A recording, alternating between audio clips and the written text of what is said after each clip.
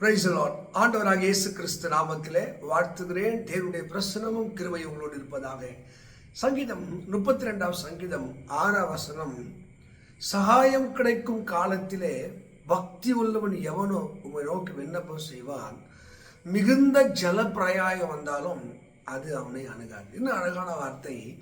சகாயம் கிடைக்கும் காலத்திலே, உதவி தேவைப்படுகிற காலத்திலே, நன்மைக்காக காத்திருக்கிற காலத்திலே பக்தி உள்ளவன் எவனும் உம்மை நோக்கி விண்ணப்பம் பண்ணுவான். பக்தி உள்ளவனை அவர் தமக்கென்று தெரிந்து கொண்டார் என்று சங்கீதம் 4 சங்கீதம் 3 வசனத்தை வாசிக்கிறோம். அருமையானவர்களே, நீங்கள் பக்தி உள்ளவர்களாக இறை நம்பிக்கை உள்ளவர்களாக இருப்பீர் என்று சொன்னால் உங்க பக்தி நிச்சயமாய் சகாயத்தை கிடைக்க பண்ணும், வெற்றியை கிடைக்க பண்ணும், ஜெயத்தை கிடைக்க பண்ணும். மிகுந்த ஜல பிரயாயம் வந்தாலும் அது உன்னை அணுகாது. 1 தீமோத்தேயு 4 அதிகாரம் 8 வசனம், இந்த பக்தியானது இந்த ஜீவனுக்கும் இதற்கு பின்வரும் ஜீவனுக்கும் அது வாக்குத்தத்தம் உள்ளதாகையால் அது மிகுந்த பலன் உள்ளது.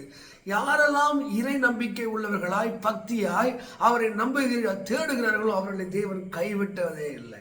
இந்த நம்பிக்கை, அந்த விசுவாசம், அந்த பக்தி அவர்களை சகல ஆசீர்வாதத்துக்கு நேராக நடத்தும். பரிசுத்த வேதத்திலே தானியேல் புத்தகத்திலே நீங்கள் 6 அதிகாரம் 10 வசனத்தை படித்து பாருங்கள். தானியேல் புத்தகம் 3 அதிகாரம் 16 வசனத்தை படித்து பாருங்கள். அங்கே தானியேல் என்ற ஒரு தேவ மனிதனும் சாத்ராக், மேஷாக், ஆபேத் நெகோ என்ற தேவ மனுஷனும் அவங்க வாழ்க்கையில ஒரு பக்தியின் சோதனை தானியேலுக்கு வருகிறது. நீங்கள் ஜெபிக்க கூடாது, நீ ஜெபித்தால் சிங்ககவில போடப்படுவீர்கள். ஆனா அந்த ஜெபம் பண்ற பாருங்க, மிகுந்த ஜல பிராயம் வந்தாலும் அது அவனை அணுகாது. அவன் சட்டத்தை மீறி ஜெபித்தான், அவனை கொண்டு போய் சிங்க கெவிலே போட்டார்கள். ஆனாலும் சிங்கத்தின் வாய்க்கு தேவன் தப்பி வைத்தான். அருமையானவர்களே, இறைவனை நோக்கி நீ ஜெபிக்கிற ஜெப ஆவி உடையவர்களாய் ஜெபிக்கக்கூடிய நிலைக்கு உங்களை ஒப்புவித்த ஆட்களாய் இருந்தால் மிகுந்த ஜல பிராயம் வந்தாலும் அது உங்களை அணுகாது. ஒரு சாட்சி நான் கேட்டேன். 2002 குஜராத்திலே பூகம்பம் வருகிறது. 4வது மாடியில ஒரு 4-5 பேர் சேர்ந்து சர்ச்சு மாதிரி ஜெபம் பண்ணி கொண்டிருக்கிறார்கள். திடீர்னு அந்த பூகம்பத்தினாலே எல்லா கட்டட 4 மாடி அப்படியே போச்சுங்க. 4வது மாடியில ஜெபித்து கொண்டிருந்த அந்த 4 பிள்ளைகள் கரெக்டா அந்த 3 மாடி தரையோடு தரையா போயிருச்சு. இவர்கள் அழகா இறங்கி வரக்கூடிய அளவுக்கு செபிக்கிறவர்களுடைய ஜெபத்துக்கு அவர் பதில். மிகுந்த ஜல பிராயம் வந்தாலும் அது உன்னை அணுகாது. உங்கள் வாழ்க்கையில் எத்தனை அற்புதத்தை கண்டிருப்பீர்கள். ஒரு சாட்சியை படித்தேன். ஒரு ஊழியக்காரர் மிஷினரிகளுக்காக போய் ஊழியம் செய்ய போனார். காட்டுவாசிகள் மத்தியிலே ஊழியம் செய்வதற்கு அந்த மிஷினரியாய் போனவர் ஒரு மரத்தின் மேல் ஏறி கொண்டு அவர் ஜெபித்து கொண்டே இருக்கிறார். இவருடைய வார்த்தையை கேட்டு 4 மனித மாംസം சாப்பிடுகிற ஆதிவாசிகள் வந்தார்கள்.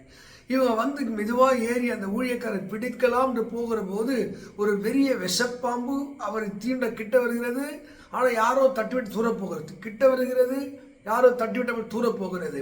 இதை பார்த்து இந்த பாம்பு போராடி அது ஓடி போகிறது. இதை பார்த்த உடனே இந்த 4 ஆதிவாசிகளும் இந்த மனிதன் ஏதோ ஒரு தெய்வசக்தி படைத்தவர் என்று சொல்லி அவருடைய ஊருக்கு கொண்டு போய் மெதுவாக இயேசு அன்பை சொல்ல அந்த ஆதிவாசிகள்லாம் இயேசுவின் வல்லமையால் தொடப்பட்டார். ஜெபம் எத்தனை விதமான ஜல பிராயம் வந்தாலும், பாடுகள் வந்தாலும், நெருக்கடி வந்தாலும் அது எல்லாவற்றையும் மாற்றக்கூடியது. நீங்கள் இரவும் பகலும் தேவனை நோக்கி ஜெபிக்கிற தேவ மனுஷனா கலங்க வேண்டாம். வெள்ளம் போல சத்துருக்கள் வரட்டும், போராட்டங்கள் வரட்டும், இந்த ஜெபம் அற்புதம் நடக்கும். நீங்க எசேக்கியா ராஜா பத்தி படிக்கும் போது அங்க ஒரு வார்த்தை எப்படி வருது, உன் விண்ணப்பத்தை கேட்டேன், உன் கண்ணீரை கண்டேன், உன் ஆயுசு நாட்களோடு நான் 15 ஆண்டை கூட்டி தருகிறேன். வெள்ளம் போல சத்துரு வருதா, மரணம் வருதா, போராட்டங்கள் வருதா, எதிர்ப்புகள் வருதா, நீங்கள் ஜெபம் பண்ணுவதை நிறுத்தாதீர்கள். தேவனை நோக்கி ஆராதிப்பதை நிறுத்தாதீர்கள். இந்த பக்தி உள்ளவன் அவன் ஜெபிக்கும் போது மிகுந்த ஜல பிரயாயம் வந்தாலும் அது அவனை அணுகாது. இதுதான் வாக்குத்தத்தங்கள். எரேமியா 33:3 சொல்றாரு, என்னை நோக்கி கூப்பிடு, நீ அறியாததும் எட்டாதமான பெரிய காரியங்கள் அறிவிப்பேன். சொன்னதை செய்கிற வரைக்கும் கைவிடாத தேவன். நீங்கள் ஜெபம் பண்ணுவதில் உறுதியாருங்கள், தேவனை தேடுவதில் உறுதியாருங்கள். பக்தி உள்ளவன் அவன் செவிக்கிற போது அந்த ஜெபத்துக்கு நிச்சயமாய் பதில் உண்டு. அப்போஸ்தலர் 10 அதிகாரத்திலே கொர்நேலியு என்பவன் அவன் பக்தி உள்ளவனும் தான் வீட்டார் அனைவரோடு அவன் பயந்தோனமாய் இருந்தான்.